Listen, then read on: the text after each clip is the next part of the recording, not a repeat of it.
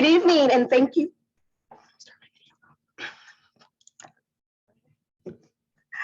Good evening and thank you for joining us for tonight's Home Buyers Workshop. My name is Bridget Perkins.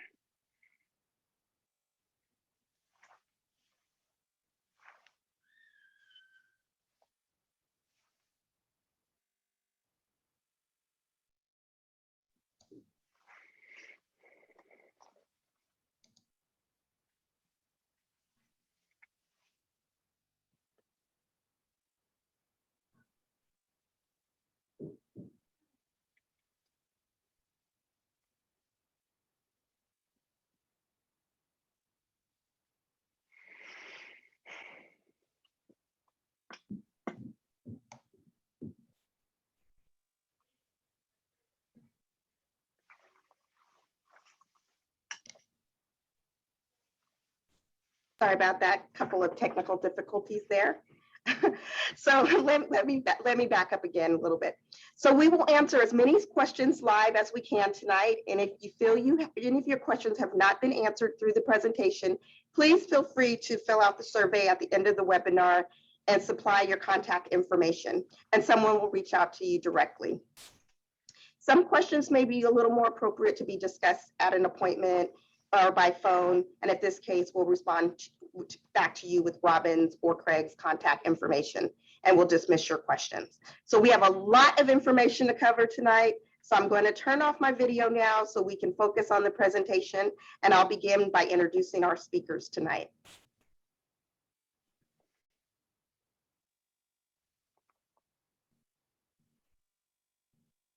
Okay, so our first presenter tonight is Robin Potter, who is the director of the Home Loan Center here at Valley Strong Credit Union. Robin has been with the credit union for over 6 years and going on her 46th year in real estate lending. She is a longtime resident of Bakersfield and has raised her family here. She and her husband David have 6 children and 9 grandchildren.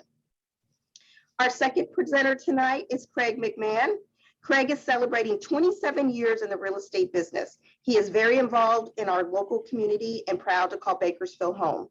Craig comes from a family of real estate professionals. His father had been a real estate broker for the last 45 years, while his mother was a certified escrow officer for over 33 years. Craig bought his first investment property at the age of 18 years of age and got his real estate license, and there it went from there. He and his wife both grew up in Bakersfield, and they attended local high schools. They have 6 amazing children that keep them very busy. All right, y'all, let's take it away. All right. Hello, everybody. I'm Robin, and the other person on screen here is Craig. I want to thank you guys for joining us tonight, and wanted to talk to you about, our goal tonight is to just help break down all of the questions and the fears and everything that's involved in buying a home. So we'll get, let's see, Bridget already talked about our housekeeping. One of the things I wanted to talk about is, who are we? Valley Strong Credit Union used to be Kern Schools Federal Credit Union. We've been here in the community for 85 years. We are now expanding our footprint. Some of you may have seen that in the news. We are moving up in the San Joaquin Valley, and that's part of why we adopted the new name that we have here. So we will get started, and let me just, okay, so our goals and objectives for tonight. First thing is, you're thinking about buying a home. We're going to talk about what's the difference between, you know, should I really buy, or why don't I just rent for a while? You know, a home is the largest financial asset most people will ever have in their whole life. And it's due to the equity that is built. Equity meaning value, which equals money later on when you sell the property over time. There's also tax benefits that you have when you're filing your taxes when you're a homeowner. Where do you start? We're going to talk about what are those steps? What's necessary? Talk about, there is a couple of words that are, or phrases that are used interchangeably, and especially nowadays, you'll hear the words pre-approved or get pre-qualified, and they are not the same thing. So we'll break that down. What does it take to get pre-approved? What's involved? What about finding a realtor? What does a realtor do for me? Finding your new home, making an offer to purchase, and then closing. So we'll go ahead and break all of that down.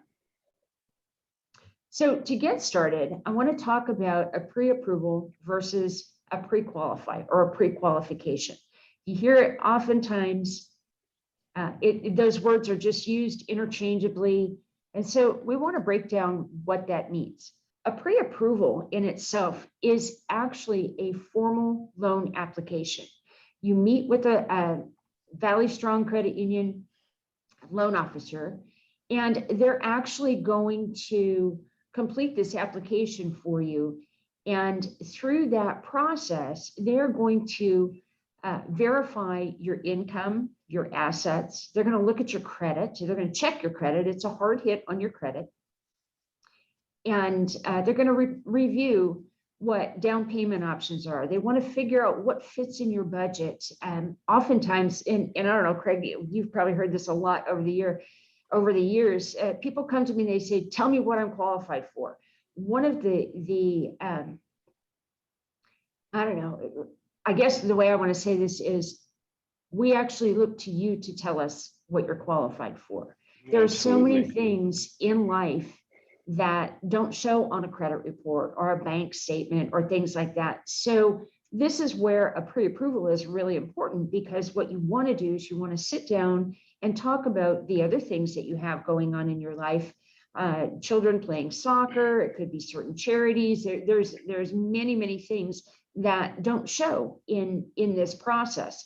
And so what we want to make sure is that the new housing payment will fit in your budget. Oftentimes, that's where we start, is with that housing payment and work backwards into a sales price, so that by the time you meet with a realtor like Craig, then you know what price point you need to be in as far as that goes. So it's really important to do that. That's kind of where I was segueing there. And then once all of this is done and you have an idea of where you want to be, then that's when Valley Strong is going to issue you a formal commitment. It's actually a letter that we sign that states that we have verified all of this information, showing how much you can borrow and the terms of the new financing. Also, in that pre-approval letter, we do not give away any confidential information. I've seen, and Craig, you might want to jump in here too. I've seen, especially recently, it seems that, with the market being in such a frenzy and it's hard to find homes and it's hard to get an offer made. I have seen other realtors call us or email and say, well, tell me about the buyer. Tell me what is their credit score? How much money do they have in the bank? That is something that legally we cannot tell them. So I just want you to be assured that we have the utmost confidentiality as far as that goes. So if I could add to that, Robin, with the pre-approval, everybody that's part of this evening, I ask that they put a great big star next to this pre-approval. Probably one of the most important things that we'll go over tonight as potential homeowners and purchasers is how important this pre-approval letter is. Just in the negotiation. The market is on fire right now. A lot of multiple offer situations when properties come on the market for sale, and I often get my offers accepted, and I don't even have the highest offer, but because I've got a pre-approval attached, meaning just as what Robin just explained, that all those verifications have been made. Most of the people, I'm sure a lot of people listening or watching tonight have know people that have had to make multiple offers and just can't seem to land an offer or get anything accepted. And odds are that they're going into the negotiation battle with a pre-qualification and not the approval. So I don't want to get ahead of going through the pre-qualification process that's out there, but most definitely, everybody, please focus on getting that pre-approval, and your odds of being successful and getting an offer accepted will skyrocket. I agree. Thank you. Thanks for adding that. So, and just like Craig was talking about, a pre-qualifier, pre-qualification, it's just basically a phone call, maybe a form that you filled out on the internet. It's just a very, very informal meeting. And you're just making statements about, well, my credit score is this, and I have this much money in the bank, and this is how much money I make. Nothing is verified. Your credit is not checked.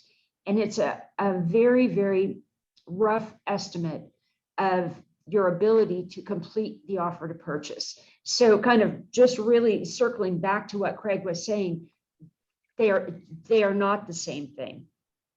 It's important. I think it's important for the members to know that, you know, I drive Robin and the entire staff there in the mortgage department crazy. Like every Friday, I'm calling looking for multiple approval letters. Just because you qualify for 300,000, but you're only looking for a $250,000 home, we're not going to make an offer on a property and show them that we qualify for 300. So when an offer, even if it's a $225,000 offer and you qualify for 300, we're going to show them an approval letter for 225,000. That's right. So I usually, going into the weekends, you know, I have a whole stack of letters that I need for my clients. But to be successful and get offers accepted, they're very, very important part of the negotiation. It is, and I think the term I use with that is in that methodology that Craig uses. If you're looking at multiple homes and you want to make offers on different homes, we never want to tip your hand, meaning and say that you're approved for a much higher amount. We want you to be able to negotiate the best price that you can for that home that you're looking at. Absolutely. So we'll keep moving on here. So what happens when you have your meeting with the Valley Strong loan officer? What are the things that they're going to ask you for? They're going to ask you to bring proof of your income.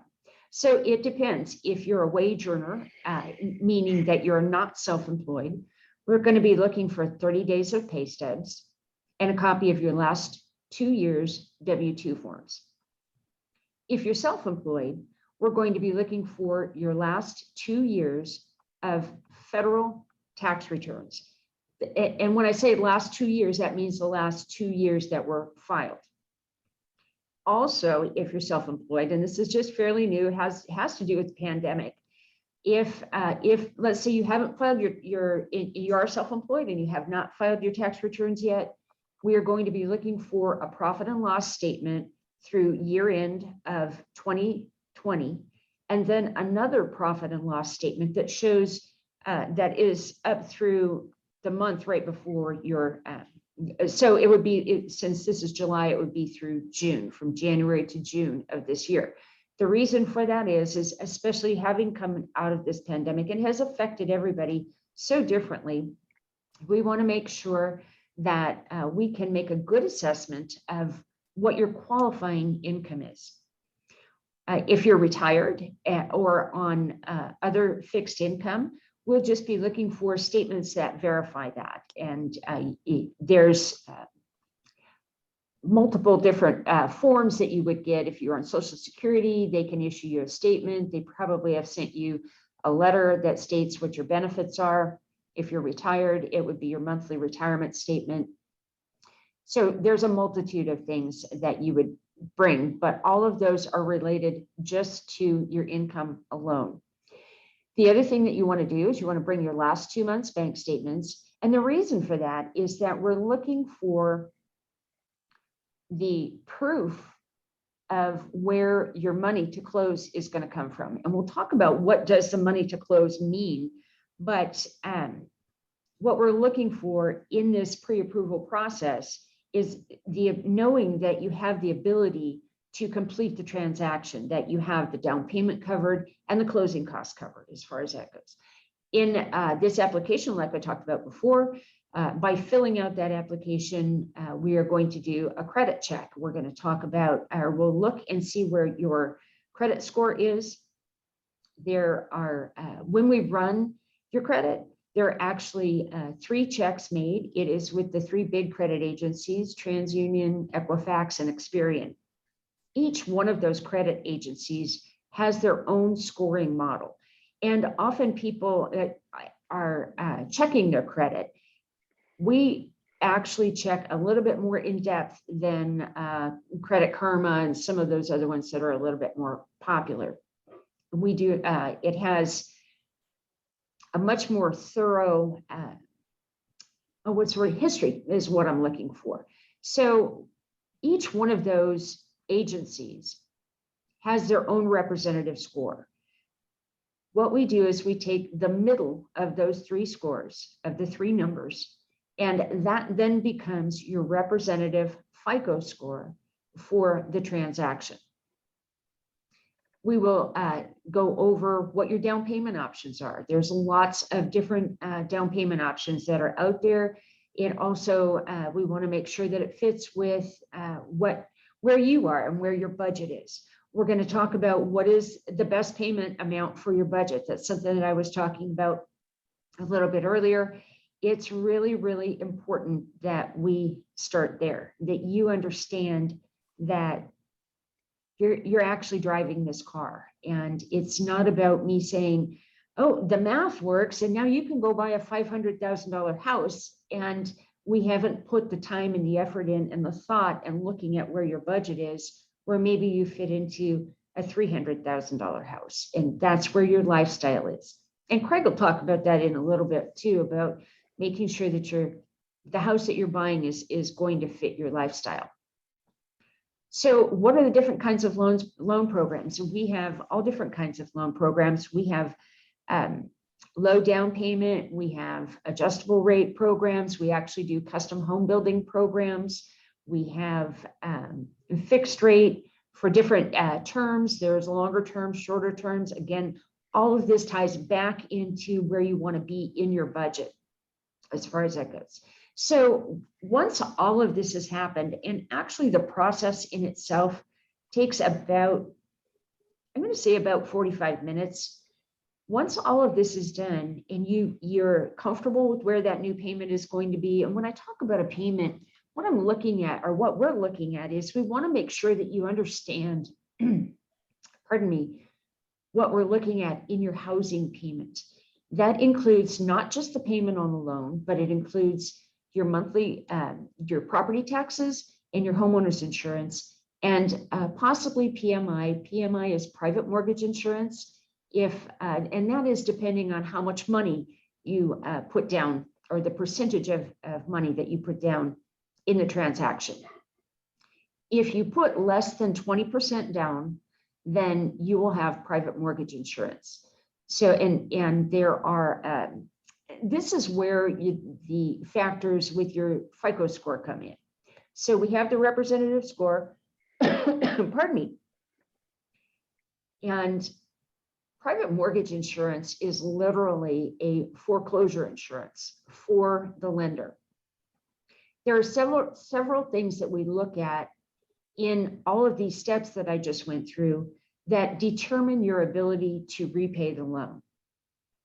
And there are several areas of risk that a lender is taking. And so one of those risks is how much money you have down, or what your down payment is in the property.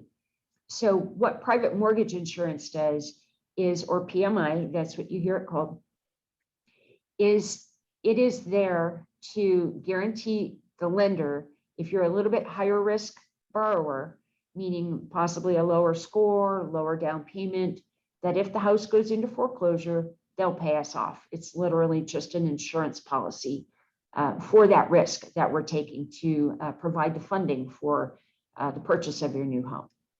So once we've got all of that done, we actually provide a letter that is a commitment that says to you, the borrower and future home buyer, that says that we have checked all of these things and that we are certifying that we are going to make you a loan for the amount of the terms that are within that letter, which you would have established in your meeting with your loan officer. You as the prospective home buyer, then once you meet with your realtor, they're going to, that's when you'll give them that pre-approval letter, and that's what will help you make that offer. And Craig, I got a question for you. I'm just going to squirrel off for a second here. I've been hearing that just recently that homes are not being shown unless somebody has a true pre-approval letter in hand. Yeah, Is that correct? it's getting pretty wild out here in the market with some of these guidelines and requirements. I mean, finally the pandemic restrictions are starting to lift. It's been a wild, last year with those requirements of having to wear spacesuits to go look at houses. But we're finally coming out of that. But yeah, we're seeing, they're wanting to see even assets to close. They will some brokers Wow. requiring bank statements. The most, again, going back, rewinding back to the approval letter, I often get those restrictions. I'm able to make those go away, just providing that letter and encouraging them to call Valley Strong, talk to the loan officer that signed that letter, looking for that verification, and that the letter is all those verifications have been made, and that usually fits the requirements to get an offer accepted. One of the things I think is also important to add to what we just went over is I often send clients to meet with Valley Strong loan officers to find out what their options are, to sit down, go through that application process, show their assets, their bank statements, their pay stubs and their W-2s, but just to find out where they're at. There's not an obligation or a fee that's charged to Thank you for saying that. Yeah. the potential home buyers, just to find out where you're at. We often get people that don't expect to they just want to know what they need to do, and I encourage them to go find out, because once we see the credit and know where we're at asset wise and with the debt, what those ratios are, we could tell you, it's going to be 6 months, it's going to be a year. We can tell you exactly what you have to do and how long it's going to take.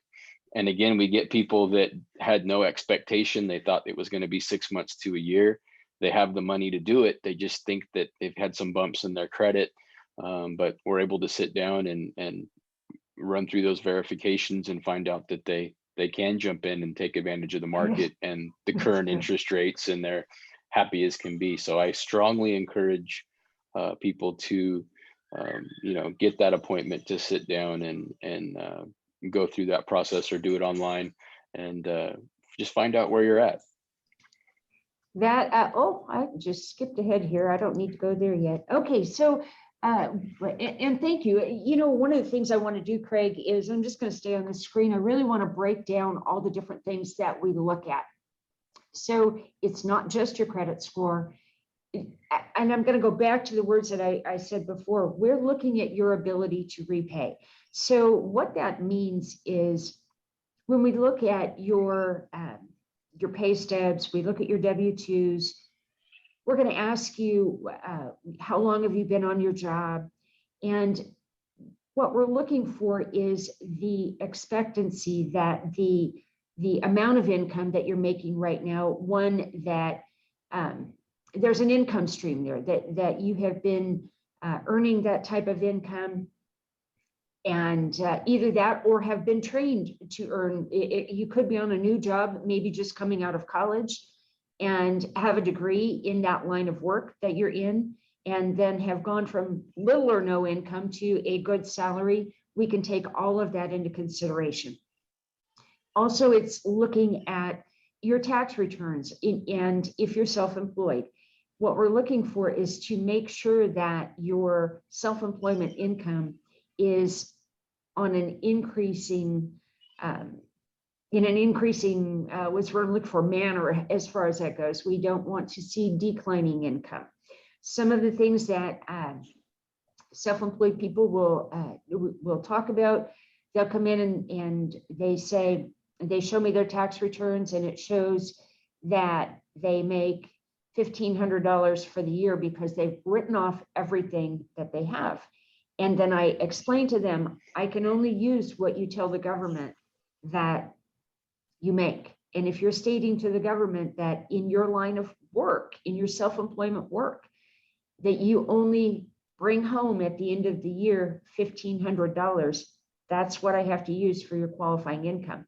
And then I get the comments, well, I don't want to pay taxes, so I'm going to do all this. And so I just want you to be aware that what's on the tax returns is what we have to use. So just so that you understand that. So it's kind of a double-edged sword, because nobody wants to pay a lot of taxes, but you also have to be able to provide or prove that you make income if you're self-employed. The other thing that we're going to look at is part of the risk analysis that we take is we perform what's called a debt to income ratio. And basically what that is we're looking for, so we've already established what your qualifying income is. We are looking to make sure that your new projected house payment, so that would be, like I was talking about before, that would be your loan payment, your property taxes, your homeowner's insurance, and PMI if applicable, plus all of your recurring debts that show on your credit report, which is another reason why we check your credit. What shows on the credit report are car loans, personal loans, credit cards, things like that. Oftentimes, if you're paying child support, district attorney's office will file something that will show on your credit report as well, so that we are aware of the amount that is owed on a monthly basis on all of those obligations. So we take all of those monthly debts and add that to your projected housing payment and divide that into your income. So what that means is all of your new projected housing payment and debt cannot exceed 45% of your gross income. Gross income means qualifying income that you'll be, that's one of the very first steps that your loan officer is going to take and figure out what income can be used to figure out what your debt to income ratio is. So you can do the math at home yourself. So you can figure out if you are like me, I'm on a salary, my income's the same every month. And I know exactly I know what my gross income is. So gross income means my wages before anything is taken out, before my federal taxes, all the SDI, all those little things, that all the withholding things that they take out. So it's the amount before, not the net. The net is after you've had all of those withholdings taken out. So if you want to figure out, what your monthly bills are, you could, and this is not a math test, so I just want you to know that too. You could take your gross income, let's just say that it is, and I'm not good at math off the top of my head, but I'm just going to tell you, if you were, your gross income was $5,000 a month, you could take 45% of that, and you get that number. You can then subtract out what your other monthly bills are, like I said, that are going to show on your credit report. It is not going to be your utilities that you pay or anything else like that. Subtract those out. That's going to be your new projected housing payment. That's where, and that's where I was talking about before. We're going to take what fits in that budget and fits in your budget with the other things that we don't see, and drive to what that sales price, projected sales price would be, so that your realtor will know where to show you homes as far as that goes. So I know that was a lot. I'm going to talk just a little bit about about what to look for in a realtor, and then we'll go to questions. But before I segue to that, I want to thank Craig for being here tonight. We do a lot of work. We do a lot of business with Craig. Craig is actually the only preferred realtor that Valley Strong Credit Union has. And he's not the only realtor that we work with, but if somebody comes to us and says, can you give us a recommendation for a realtor? Mr. McMahon is who we always refer as far as that goes. So anyway, we'll Thank you. keep moving on here, and just good to see you, Craig, and thanks for being Yep. here. Okay, so finding a realtor. What should you look for? You want somebody that has experience in the market that you're wanting to live in. They should be able to talk to you about the market. When I say market, I mean neighborhoods. They should be able to talk to you about different areas of town, all areas of town. They're gonna analyze your wants and your needs, very similar to the things that I was talking about when we're talking about budget. What is, what's gonna fit in your budget? They're gonna find out, or they're gonna ask you about, what does your family need? Do you have, maybe you need 5 bedrooms, and or maybe you only need 2 bedrooms, and are they asking the right questions about what's important for you and your family? They're only going to show you homes that fit your criteria. Say it again, you're driving this car. That's what we want to do, is we want you to know that you're in control and you shouldn't be pressured into anything. They're going to negotiate on your behalf. And how much does this service cost? By you meeting with him as your realtor, it doesn't cost you anything. Very similar to what Craig was talking about. When you go for a pre-approval, when you meet with anybody, whether it's Valley Strong or anyone, if they ask you to pay for that service, go somewhere else. You always want to ask up front. There should never be any cost associated with that. The realtor is going to coordinate the work of all the other needed professionals within the transaction. They kind of are the herdsmen, kind of keep everybody in line and making sure that deadlines are being met, and all of that. And one of the things that I have experienced throughout the years working with Craig is that it's always best to talk about any hurdles or any issues that can arise, because based on his experience, he has the ability to solve. Well, I don't know that I've ever seen one that you haven't solved. Let me just put it that way, Craig. We've had Well, I a lot of appreciate it. transactions together. I appreciate Anyway, it. and most importantly, they're always available to take your calls, your texts, and your emails. So that just kind of brings me to the part where I'm getting ready to hand off things to Craig here, but I just wanted to see if anybody has any questions at all. Bridget, have you seen any questions come in? All right. We have a couple of really good questions here. So the first question I have is, what is the minimum credit score and what is the rate based off of? Okay, that was a really good question. So minimum credit score for Valley Strong Credit Union is 620. And so when I talk about minimum score, it's that representative score that we were talking about. Remember, I said you have all 3. It's that middle score. That is your representative score. Pardon me. And how does it affect the rate? Actually, it doesn't affect your rate at all. It affects your cost. So there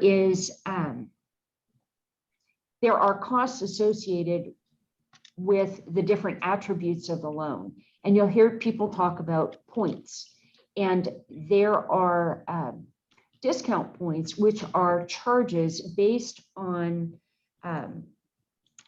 amount of down payment, where your credit score is, the use of the property. Is it your primary residence or is it going to be an investment property? And all of those different buckets or attributes equate to discount points. Some people say, well, I don't want to pay, I can't afford to pay any extra cost. And a point equals 1% of your loan amount. So if your loan amount is $100,000, one discount point equals $1,000. So your rate, and for instance, today, our 30-year fixed rate is at 2.875. Your rate, you could have a 620 score, your rate would be 2.875, but you may have discount points that are associated with where your score is. The higher your score, the lower the discount points. Some people will say, and this is where you hear, how does it affect my rate? Some people will say, I don't have the extra money to pay for the discount points. So what we can do as a lender is we can move your rate higher and absorb those points to decrease that cost to you. That was a good question. All right, we got a few more questions coming in. Thanks, Robin. Next question. Will you please discuss the pros and cons of a home loan from your credit union versus another big bank? Can you say that again? I can answer that question. But I'll let Bridget, repeat the question again. Can you please discuss the pros and cons of a home loan from your credit union rather going to a big bank? Okay. Yeah, my experience, I get a lot of offers from every mortgage company in town, a lot of the .coms across the country, as well as all of the big banks. I get offers from other local agents and even out of town agents that bring offers on properties that we have listed for sale. And what I can tell you, hands down difference is the service that Valley Strong provides. The service from the initial sit down visit to the closing of the escrow when you get the keys to your new property is absolutely second to none. So the service is by far, to me, on my part of the business, the absolute most important thing. And secondary to that are the fees that are charged. And Valley Strong, I challenge anybody that's talking to another lender that's thinking about purchasing, whether it's a big bank, mortgage company, or anything in between. One of the things I do often with some of my listings where my clients are just, Craig, we cannot afford to have this deal come apart. So I get their approval to make the potential home buyer of their home cross qualify with Valley Strong. And they're always adamant, well, we'll cross qualify, but we will not move our loan from B of A or whoever it is that they're working with. We won't change. We like our loan officer. We're not going to change. Then they have the sit down meeting. They see the service that's provided, how their questions are answered, how their emails are responded to. And then they see the fees. And I say we're probably batting close to 1,000 on any time we ever do a cross qualify. We more than oftentimes end up the loan ends up at Valley Strong. So it comes down to service and the fees that are charged. And Valley Strong doesn't pay me. I'm not on their payroll or anything like that at all. I just love my working relationship with the entire staff there, and we've done a lot of business over the years, and just continue to grow. I think on both sides with just providing the service that not only people want, but most importantly what people deserve. Thank you. All right, we got a lot of questions coming through. I'll ask a couple of more. Robin, this is directed to you. Real quick, can you explain how the debt to income ratio is calculated? Again. Yes. Okay. Debt to income ratio is what we're looking for is a certain percentage of your gross income, your qualifying income, that is allocated to your overall expenses. So the way we calculate it is we take all of your current monthly bills that are showing on the credit report, which will be car notes, personal loans, student loans. It could be credit cards. One of the things that we don't do, some people, in an effort to improve their credit score, I've been seeing it come up over the last, I don't know, probably year and a half. They're self-reporting their utilities in hopes that it's going to bring their credit scores up. First of all, it doesn't work. It doesn't affect their credit, but we don't use that in their debt to income ratio.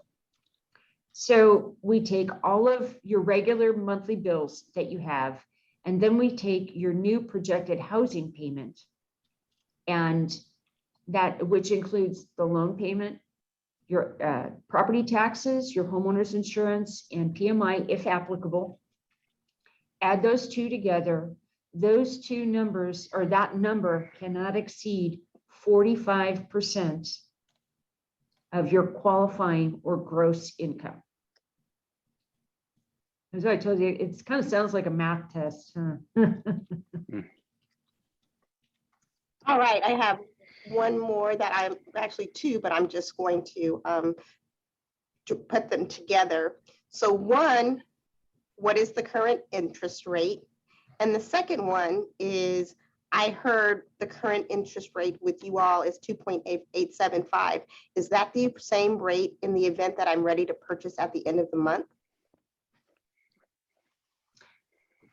Okay, and that's a good question. And the way I'm hearing that, so today's rate is 2.875. First of all, we cannot lock a rate in for you. No lender can lock a rate in for you until you have a purchase contract. That's just bottom line, the same for every lender that's out there. So if you are in contract at the end of the month, you'll be subject to whatever the rates are at the end of the month. And if you hang on, we're going to have a special that I'll be talking about at the end of the workshop tonight as a result that has to do with your interest rate. So just so that you know, if you're shopping now and you're looking at interest rates now, it's important that you understand that your rate cannot be locked in until you are in contract, period. No lender can will guarantee you any rate while you're just shopping. All right. Well, I think we can move on right now. We've answered quite a few questions. Okay, thank you, Bridget. You're welcome. Okay, so this is a time during this meeting that I want to turn everything over to Craig. Every once in a while I'll jump in, but he's going to give you a lot of information. And Craig, just take it away. Here we go. All right. Well, one of the things that I want to jump back to quickly that we spoke about, or Robin spoke about in reference to that initial sit down and finding that comfort zone for the family. I mean, that is absolutely the number one first step, is finding, what I tell everybody, they just have to find that comfort zone for the family. You still want to be able to go out to dinner. You still want to be able to go on vacation. You don't want to be locked in your new home and not have the financial ability to do anything but make that monthly payment. So, take the time to sit down and figure out, what the budget's going to consist of to get you in that comfort zone. One of the things that I do when we sit down for the first time or talk over the phone is just talk about, all of the wants and needs for the family in terms of, are there specific schools that the kids are gonna want to stay in, or that you want the kids to go to in the future, convenience to work, how many bedrooms, bathrooms, single story, 2-story, a pool. There are as many people that will not live in a house with a pool as there are people that actually want a house with a pool. So we go through all of those wants and needs, for the family. One of the things that we do once we are able to identify, a handful of properties, we have 3 or 4 properties, and you're going to buy one of these. One of the questions I'm asked most is where does the offer price to purchase, where do we get that number from? And one of the things I do a little bit different than most of my competition here locally in Bakersfield is I provide my clients with a CMA, which is called a comparative market analysis, where it's basically an appraisal is what it is. It's the exact same thing that appraisers do. It costs me a fortune to have access to the resources and the data to pull to break them down. I wish I simply could just log into Zillow, put in an address, and have it give me a number and go with that. But that's not, reality, of how this works. But I'm able to break these neighborhoods down. I try to keep as tight a radius as I possibly can to the property. I hope to keep it in a 1/4 mile radius. Sometimes I need to expand it out to as far as a half mile. But most of the time I can keep it in that quarter-mile radius for comparable homes. And we're able to break them down by year built, lot size, interior square footage, and then on into the amenities and condition of the property to come up with like an average price per square foot. And then we're able to, put that information in your hands as a buyer, and make that decision on what a solid market value will be.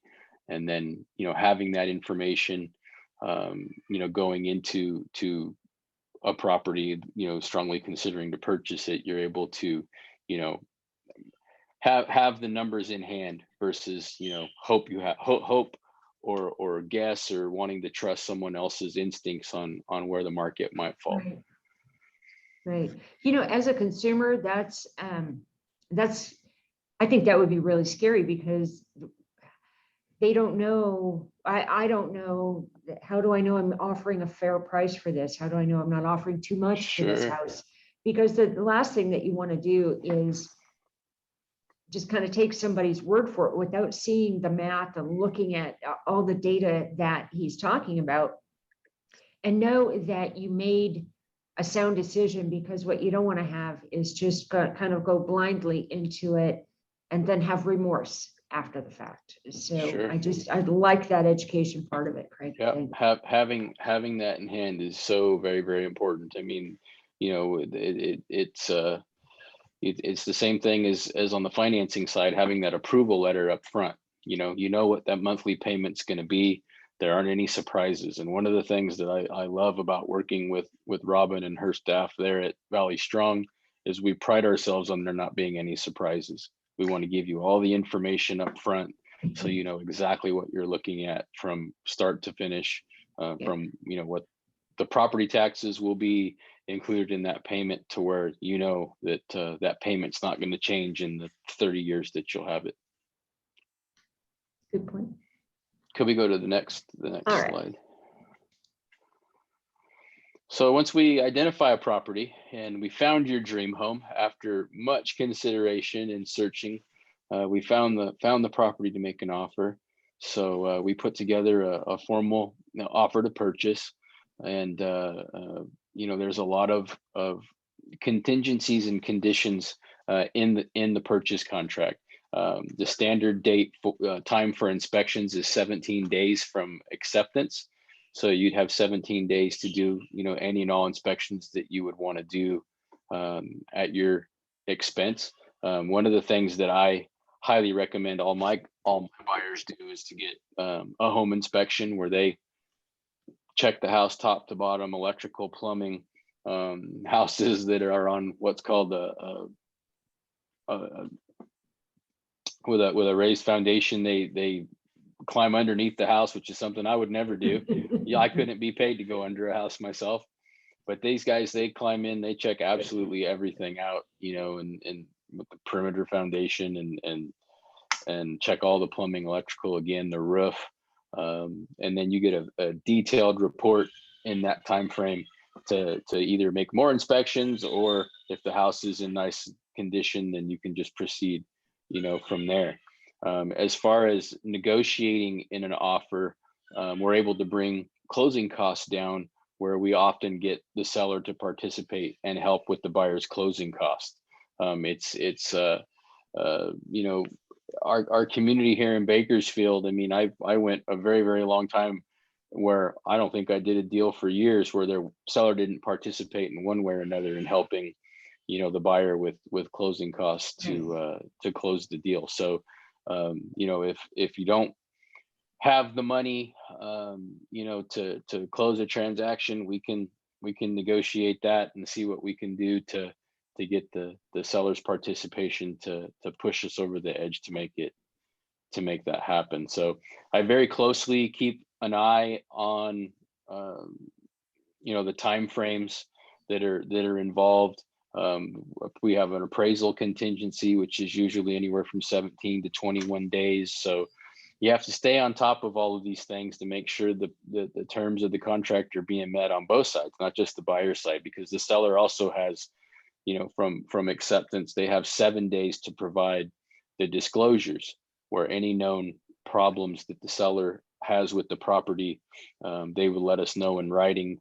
Usually I try to get that prior to a home inspection being done. So if there's anything that comes up where they say, there's the pool has a leak, or the air conditioning has a leak in the attic, we can let the home inspector know what we saw in those disclosures and have them go really put a magnifying glass on any areas of concern like that. And do a lot of this whole entire business on my side of it is, it's all about, communication and just getting stuff done, period. And following up with the agent that represents the sellers, also known as the listing agent. A lot of coordination and getting things put together as far as the inspections are concerned.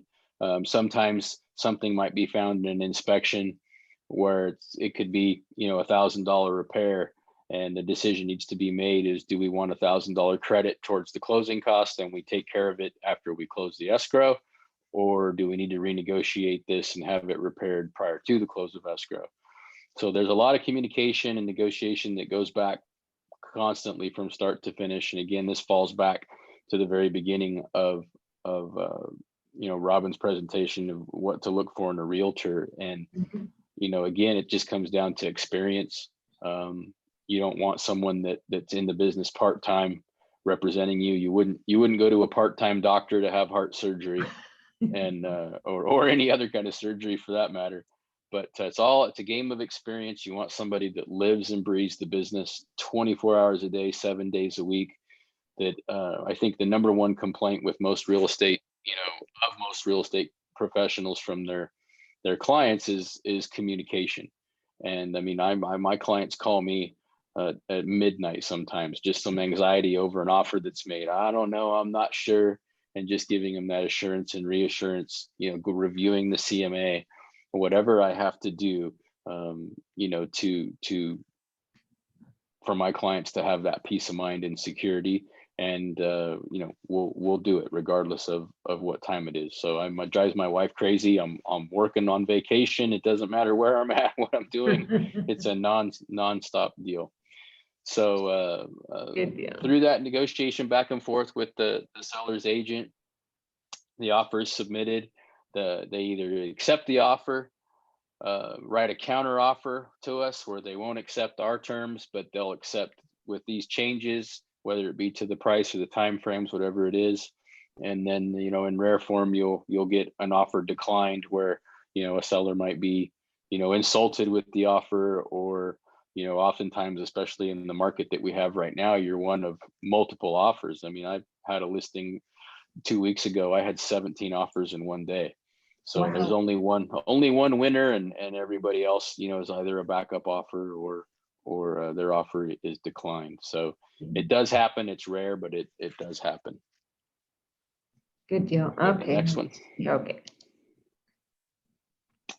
So once we get the great news in the phone call, I have my famous line I love to use every single time. I always ask my clients if they're sitting down. I don't like to give them news if they're not sitting down. But it's a lot of fun to let my clients know that their offer has been accepted. And the first thing that I do after notifying the buyer that we have a house, we're going to get escrow opened, is I get the fully executed and signed purchase contract by both the buyer and seller to the loan officer, so that the appraisal can be ordered. I get the escrow and title information ordered and sent to all parties in the transaction. What title is, a title insurance is kind of like car insurance. It guarantees you clear title to the property when you purchase it. You're not going to buy anybody's debt. So, there's a lot of variables to that, but that's title's job to do that research on that specific property to make sure there aren't any mechanics liens or any judgments or lawsuits or anything involving the property, so that when we do indeed close the escrow, the home belongs to you and the only debt you'll have on that home is the loan you have with Valley Strong. We contact the seller's agent again as part of that communication to make sure Right. all contract conditions and have been met. There's a final walkthrough that's done 3 to 5 days prior to the close of escrow. And the purpose of that is to make sure that the property is in the same condition it was in when the offer was made. This time of year, it's so dang hot outside. Some people will turn the sprinklers off. They'll quit cleaning the swimming pool. The list goes on of things that can happen. I mean, you go just 3 or 4 days without water on the plants or the grass and it will show. So that's something we see to it, that the gardener stays and the water stays on. That's good. The Valley Strong, the credit union, sends the final loan documents to escrow. That's where you'll go in and want to take your arm out in a sling when you leave with all the paperwork that's required to sign. But that's the formal loan documents for the property that would require, maybe notarized. I always joke with my clients, they got to take their thumb with them because they're going to get their thumbprint. And That's right. escrow then takes those loan documents once they receive them, and make sure that from the deposit money that's been put down to the closing costs that the buyer has put in, that all of the money is in place to close the escrow. Escrow also on the seller's side, they make sure and order what's called a demand for payoff of the existing loan on the house, so that the seller's loan is paid off, and then the new loan with Valley Strong is put in place, and escrow confirms and verifies all those numbers are correct, and then they set it up. So after those docs are signed, we do that final inspection that I spoke about earlier in the 3 to 5 days prior to the close of escrow. And again, just making sure the house is in the condition it was in when the offer was made. You don't want to expect the freestanding stove or possibly the refrigerator or something was negotiated. You want to be sure all those things are still there as the contract was written. And once that's done, we submit an acceptance of the property condition that's sent to the seller, signed by the buyers and sent to the seller. And that's probably one of the last document that's signed and waiting to give escrow the green light to close the escrow. And Valley Strong then funds the loan.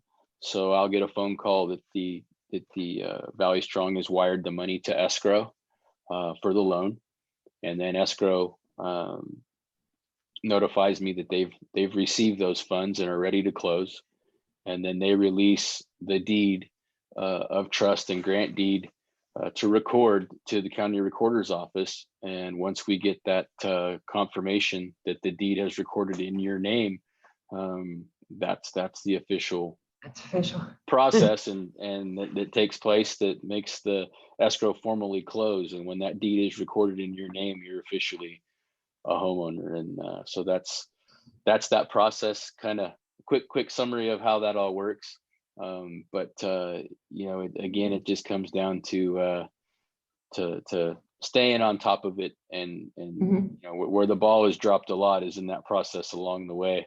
I agree. Where, you have so many spokes in the wheel, and one person doesn't do their job. So it takes a great team of people that work well together to not have any of those issues. So, but yeah, that's the process. Yeah. Okay. So, whoops, we're kind of hang on here. It's about time for questions. But before we start with questions, and thank you, Craig, for all those detailed explanations. I really appreciate it. And one of the things that I wanted to let all of you participants know about tonight, in gratitude for attending our homebuyers workshop tonight. Hopefully you've received a lot of good information. We've got some time to field some questions from you, but as a result of this, and this is for purchase transactions only, what Valley Strong, and it doesn't matter when you purchase, if it kind of going back to that question that was last time, well, you know, today's the rate is this. Well, what if I'm ready to buy at the end of July? It doesn't matter when that is. What Valley Strong will guarantee to you by your attending this webinar tonight or this workshop tonight is when you mention to the loan officer that you attended this, you will have your interest rate will be decreased by 0.25%, by 0.25%. And that is just our acknowledgement for and gratitude to you for participating with us tonight. And I appreciated that part when Craig was talking about fees. You know, that's one of the wonderful things I like working with a credit union for is they're not driven by all those fees that come in. We're about service. We're about member service, about doing what's right for our members, helping them grow and have more possibilities in their life. So, all right. So, Bridget, I'm going to turn it back over to you. Do we have any questions in the queue there? We have a lot of great questions. I just want to put out there that we will do our best to try to answer them all. But again, at the end of the survey, if your question wasn't answered or if you need more additional information, feel free to complete that survey at the end of the workshop. So here's a question for you, Robin. How is credit determined with married couples? How is credit determined with married couples? Is that what you said? Yes. Okay.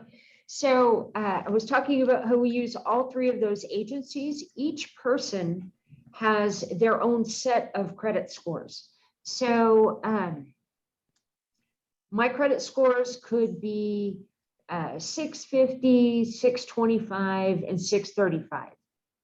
Those are just my credit scores. My husband's could be 700, 725, and 735. So what we do is we determine each person's middle score.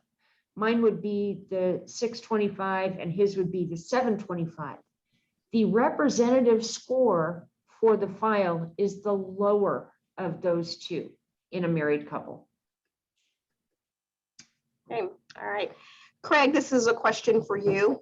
Do I really need a realtor or can I just look at apps like Realtor and Zillow and find my own properties and call them directly?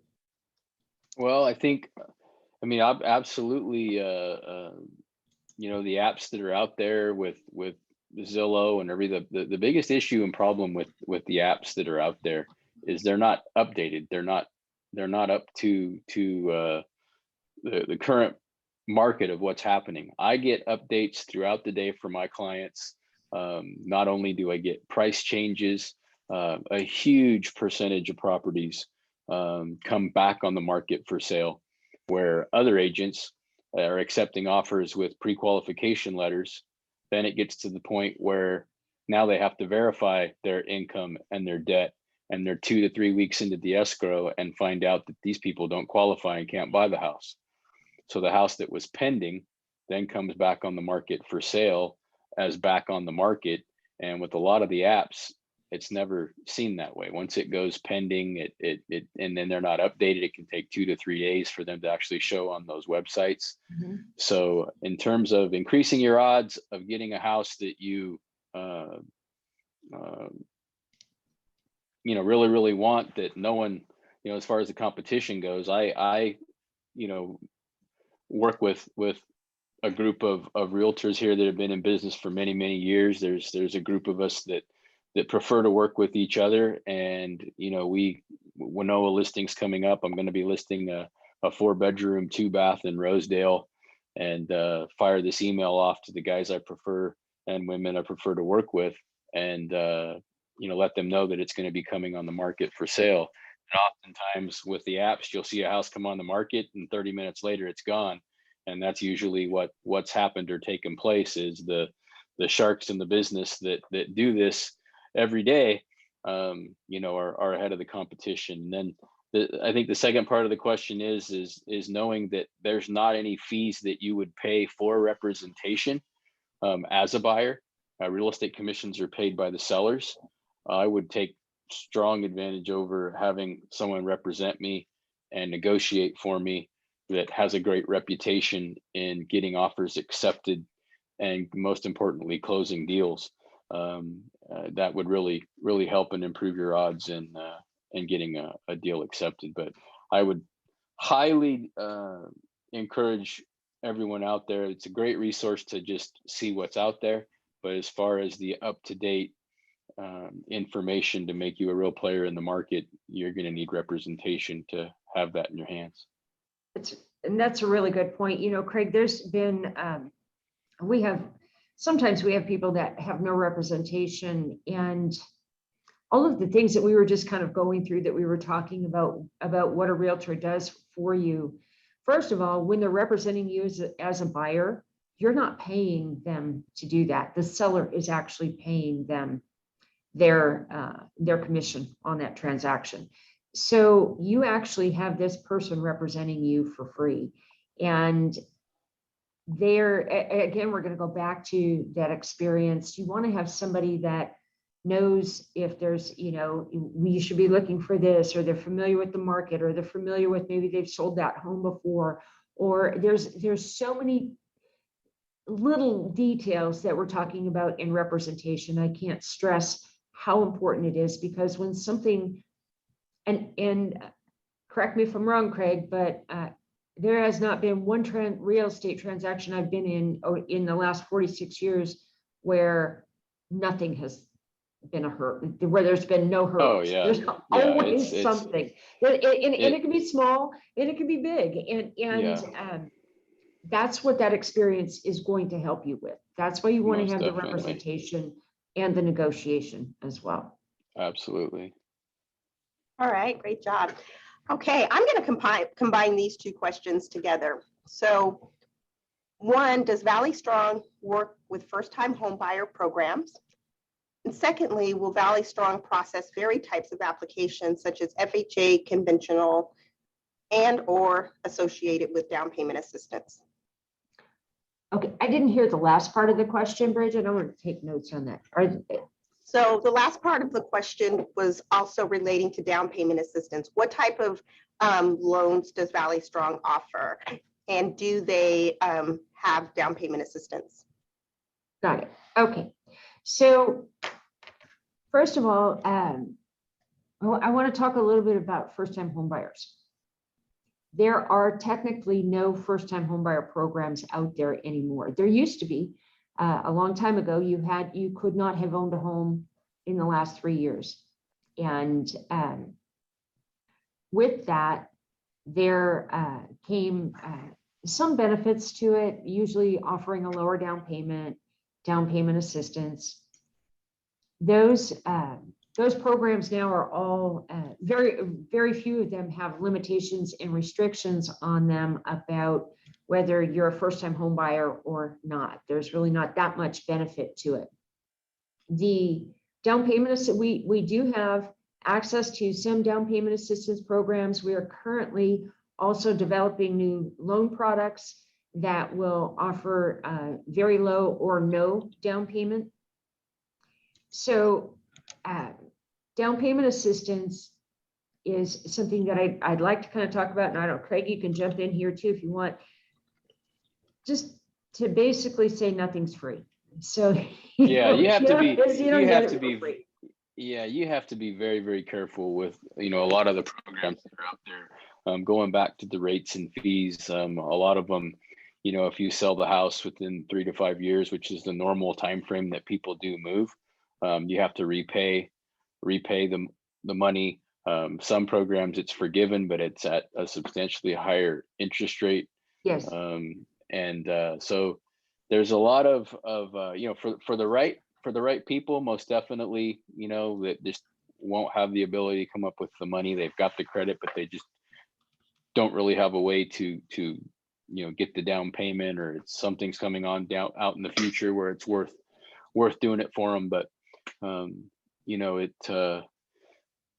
just really have to be careful, you know. And as far as the again, Robin mentioned the first time buyer, I haven't done one of those in many years. And a lot of the down payment assistance and different programs that are in place the only requirement they have is you can only have, one of the programs at a time. You can't have multiple programs on, you can't buy 3 properties using down payment assistance. That's a good point too. And it's funny, it's not funny, actually. I just had a refinance that I was working on for a member, and we had just, she had down payment assistance, and she actually got 2 different ones on this particular home that she was buying. And she was doing some renovation. We were helping her out with a loan to get the money to do the renovation, and had to go to the down payment assistance programs and ask them to either take position behind our new loan that we were going to make, or could we pay them off? And so they came back and said, down payment assistance says, no, if you're going to do anything else, you're going to pull cash out, you need to pay us off. And then the other part of it was that one of these programs that she had actually had what's called a shared equity payback.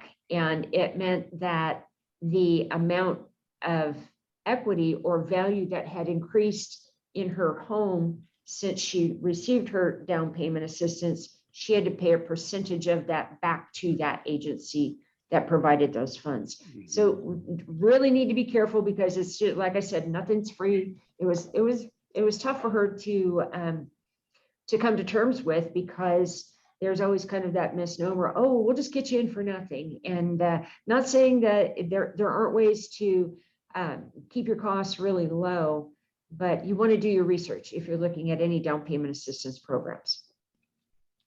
Absolutely. Okay, great question. All right, Craig, this one's for you. It's often said that right now is not a good reason or season for buying a house because the housing market is overpriced. So what are the benefits for you buying a house at this time? What would be the benefits for buying a home at this time? Interest rates are at historic lows right now. And with the additional 0.25% that Robin's offering and Valley Strong is offering to reduce the rate even past the 2.875 is just, where it's you can shop anywhere you want to. You're not going to find an interest rate better than that. And so the interest rate is a big part of it. What the future is of the real estate market in terms of interest rates, number one, and also prices. One of the things that here in Bakersfield is it's an absolute fact that Bakersfield is the least expensive place to live in the entire state of California. And probably half of my business, or all of the real estate business coming to Bakersfield or in Bakersfield right now, are people that are relocating from Southern California and the Bay Area, where they've just been pushed out of the market completely, where they even have, for investors, they have rent control, where they tell the property owners what they can rent their properties for. And there's a lot of upset investors as well as homeowners and people that rent, that just the prices have gotten so crazy. There's not any way they're ever going to be able to own their own home. So we have a lot of people coming to Bakersfield, which is just going to continue to drive the prices up. So with interest rates down and prices where they're at today versus where they're going to be a year and 2 years, 3 years from now. And this isn't coming from a salesman perspective at all. Whether I sell something now or I sell it later, I'm going to sell it sometime or another. But, as far as the pricing and the deal for your family, I would not hesitate or wait, because what I see happening is the rates are going to go up over a period of time. I don't think we're going to see a large spike in the interest rates. I think we're just going to see a gradual pull on the rates. I agree. Over time, but the price is just as, the supply and demand, as we have so many people coming to the area in Southern California. The big push there is, does the property have a yard? Is there a place for my kids to play so they don't have to play in the front yard? Can we have a dog? And they come to Bakersfield and they're seeing properties for 250, 300,000, and they just are absolutely floored with what they see, because these houses are 2 to 3 times less money than what they would be 125 miles away. So I think in terms of it being a waiting game, I talk to clients, every week that, should we wait? Should we buy? What should we do? Craig, what do you think the market's going to do? It is absolutely an unknown. I wish I knew exactly what was going to happen. But one thing I think is absolute, fact. Another thing, not only do we have the least expensive, homes in the state, but we also have the land, like Grimway Farms is now, they're in the real estate developing business. They owned all the land surrounding around Stockdale High School and all over the place. And they're going into real estate development. They're going to do home tracks and all that land that they own, because the land is just getting to be worth too much money with seeing the influx of people that are planning to move here. That's interesting. Right. Thanks, Craig. Mhm. All right. Here's another question. I'm currently using the Experian Boost program, utilizing my monthly bills to increase my debt to income ratio. That info has helped my score tremendously. But will that info be used in my qualification? Only in the way that it would reflect the repairs that have been made in your credit. So it will within the body of our credit report. It's just basically showing what we call a trade line, showing who the creditor is, when the credit was taken out, what was the maximum amount of credit, what is still owed right now, what is the monthly payment on it, and what is the payment history. So that's all that's there. We don't get any other information if you're working with a credit agency who's trying to repair your credit. Does that sound, Bridget, does that sound like that answered that question? Yes, absolutely. All Perfect. right. Okay. All right. Here's another good question. What if I've already had an approval letter from the mortgage house and started the process with them? Can I transfer over to Valley Strong? Of course. Wait, I was going to jump up and go, yes, right now, come on. Actually, what I would do is don't be afraid to shop. And even though you're already in process with them, first of all, if you're not in contract, you don't have any fees. So you're not incurring the expense of an appraisal and those other things that happen after you're in contract. If you are looking to have that pre-approval process done, I would encourage you to contact our home loan center and set an appointment with one of our loan officers so that we can show you everything that Craig and I were talking about here tonight. Yeah, And so that you can compare. I would highly recommend. I mean, that's a prime example of what I spoke of earlier with, looking at the fees and what the interest rates are and the differences, because, I highly recommend, comparing the two. Mhm. Thank you. All right. So, Bridget, does that look like we're just about done with our questions? Well, we have a few more. Do you want to stop now, or we can answer a few more and then we can just refer everyone else over to the website, because I think we're right at our time. We are. Okay. So Well, what about one more? Okay, let's do one more. And it's an easy one, Robin. Does Valley Strong keep their loans in-house or do they sell to another bank? We keep them. It was an easy one, Bridget. That's one of the things that happens with commercial banks, with mortgage banking companies, not mortgage brokers, because they don't close their loans. But they are selling the servicing rights, which is where it's the collection of the payments. They sell it to another company who then can sell it to another company who can sell it to another company, because it's all about making money on the back end. Credit unions don't do that. And I'm just saying for pretty much all credit unions, we don't sell our servicing to anyone. We keep it in-house. We don't go to a servicing company, meaning selling it to a company that just does collection of payments. So that was a good question. So anyway, I'm going to go ahead and wrap things up. I want to thank Craig. I want to thank Bridget for being support here. I want to thank Valley Strong for giving us the opportunity to meet with you all tonight. And I want to thank you the most just for joining us for this time, taking that time out of your day, hoping that we have helped you learn some things about the process, about home buying, whether it is, what do you look for in a realtor? What is my realtor going to do for me? Or what is expected in the loan application process? I think what I heard resounding through the whole thing is, regardless of which part of it we're talking about, it's all about service. Don't you agree, Craig?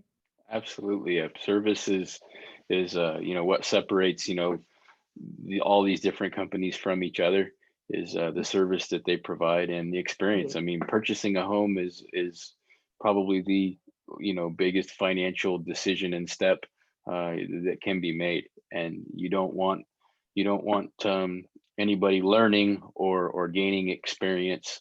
You want it to go smooth as possible. So the service that's provided and the experience of the people providing that service is extremely important. All right.